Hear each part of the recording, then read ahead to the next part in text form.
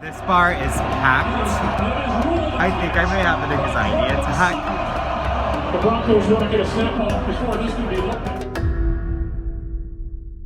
So, how do you feel about the whole filming each other doing PDA in public thing? I don't know how I feel about it. I guess I'm a little nervous about it, but at the same time, excited. Because it's not something we ever do, but it's something we should be able to do. I'm a little scared, to be honest. I've never had experiences like that, per se, but last week, this man started following me from my car all the way to the apartments, yelling out, "Faggot." So what would be your best case scenario doing this? Best case scenario would be getting kind of completely ignored, no looks, no nothing, just like blending in. Then what would be your worst case scenario? The big one that is very obvious is somebody gets violent or overly aggressive. Our first date was a tropical storm. It was a hurricane that downgraded to a tropical storm, and everybody in Florida freaked out and shut down all the businesses. The only thing open was a Starbucks. So we went to Starbucks and we sat down for 6 hours. And just talk. There was just the most natural conversation I've really ever had with anybody. Aww. Since that first date, we got engaged. We moved to Los Angeles and we have 2 animals. Dog and a cat. Not doing PDA and stuff is not from our families, because our families have been nothing but loving and accepting and caring towards us, but it has been a lot towards just experiences from the outside world.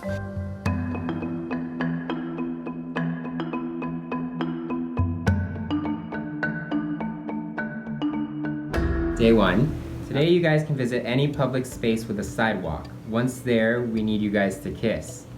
Once you kiss, you may sit on the sidewalk and read the second page.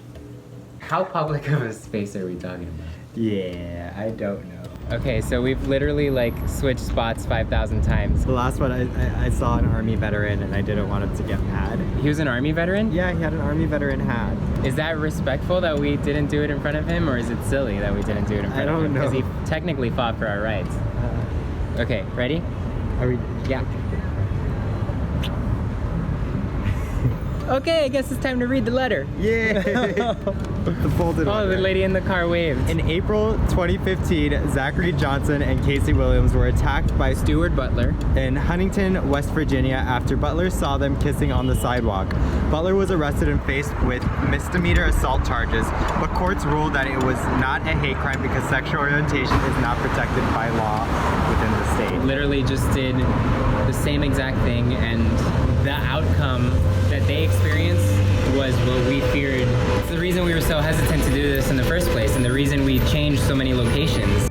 Today you can go out to the mall or a restaurant holding hands. After having done both, you may read the second page. When we go out to dinner, we sit across from each other and we talk. We don't ever sit on the same side, so as not to disturb other diners. I don't think that normal people typically sit next to each other unless they're Normal people? normal people. I don't know. Well, okay, sorry. Heterosexual couples? Heterosexual couples. See, we're part of the problem! We are part of the problem. We're normal. Yeah. So the best part is that no one's even acknowledging this. They're just going about their lives. I mean, there's a few side glances, but I think that's just normal, because I'm giving people side glances too.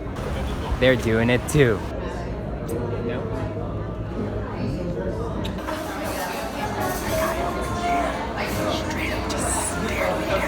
He stared you down? Let's see what today's fact is. Okay. In July 2018 in Seattle, Castor Kwok assaulted a man for holding hands with another man. He used derogatory language, spit in the man's face, and stabbed him following a physical altercation.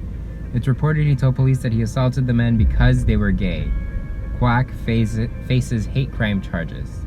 How do you feel about walking around the mall and going to dinner? And this time I felt more comfortable. I didn't really have a panic like I did yesterday.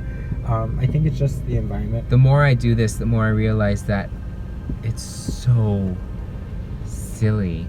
We're glancing around is anybody gonna give me problems if I try to do this?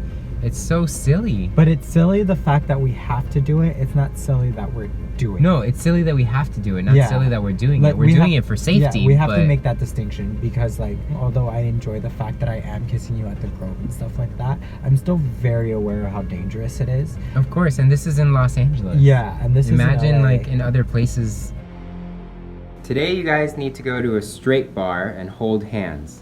Once you held hand and are seated, you may kiss briefly. This one might be a little bit more scary than just standing on the sidewalk. Yeah, a little Because more it's- risque. Does a wine bar count as a straight bar? I feel like they want us to walk in holding hands and go take a seat. Oh no, it's Sunday football. Oh, that's gonna be interesting. Let's do this, holding hands. In we go. All right. It's fine, let's just go. Let's go, going upstairs.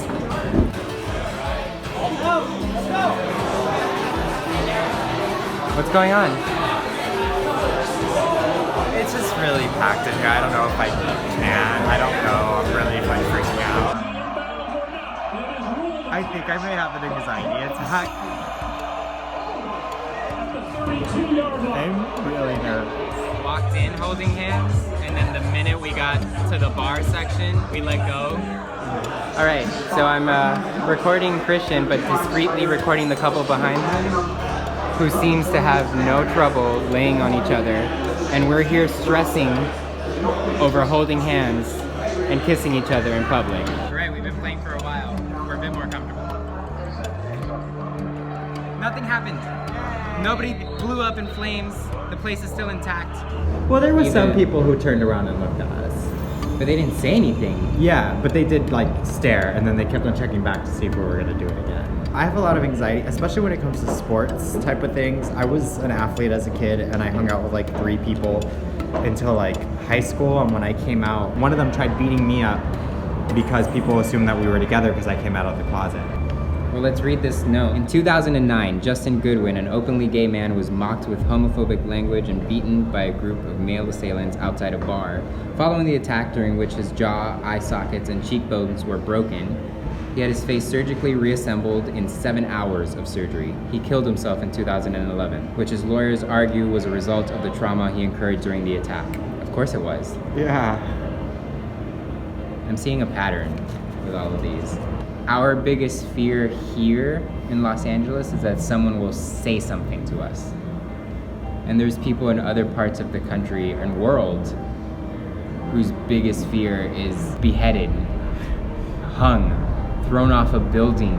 This isn't happening in the 50s. This isn't happening in the 40s. This is happening in 2011. The last one was 2015. I'm sorry. I'm just really anxious. This was a lot. It was. I love you. I really do. And I love him so much. And we've been together for so long. And I feel like we have the most amazing relationship. But still, moments like this, moments in public, it's so scary for me. The thought that like I can have him taken away because someone's homophobic. And I'm scared of that. I'm scared that because I want to hold my fiance's hand that someone's gonna take him from me.